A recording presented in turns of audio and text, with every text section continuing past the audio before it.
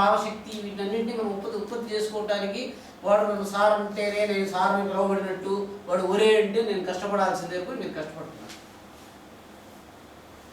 ఎదుటి వ్యక్తి సంబోధించేటువంటి వ్యవహారంతో సంబంధం లేకుండా ఎందుకు మీరు గౌరవాప్తి పొందలేకపోతున్నారు?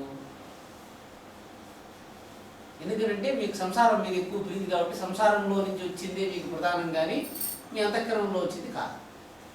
నేనంటే చెప్తున్నాను సంసారం మీద ద్వేషం ఉందని కాదండి. సంసారంలో రాకపోయినా మీరు శ్రమపడకూడదనే దానికి నేను ఉపాయం చెప్తున్నాను.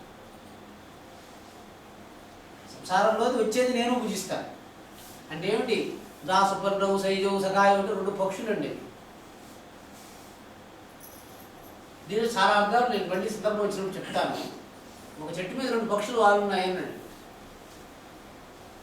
ఒక పక్షి ఆ చెట్టులో కాసే పండును తింటా ఉందండి. ఒకటి అనష్టం ఏమీ తినకుండా చూస్తూ ఉంది.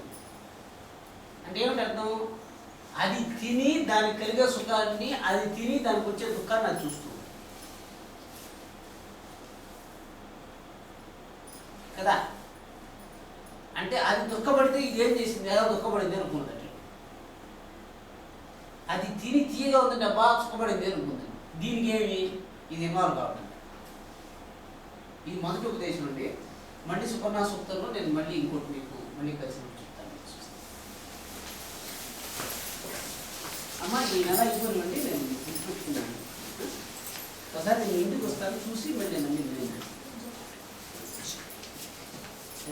మాట్లాడనా? ఎవరున్నా వాళ్ళు చెప్తాను.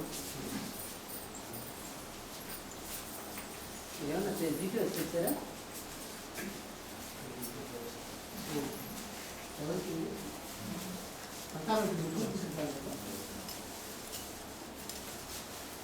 సరే మీ బాధ కూడా రాసానండి.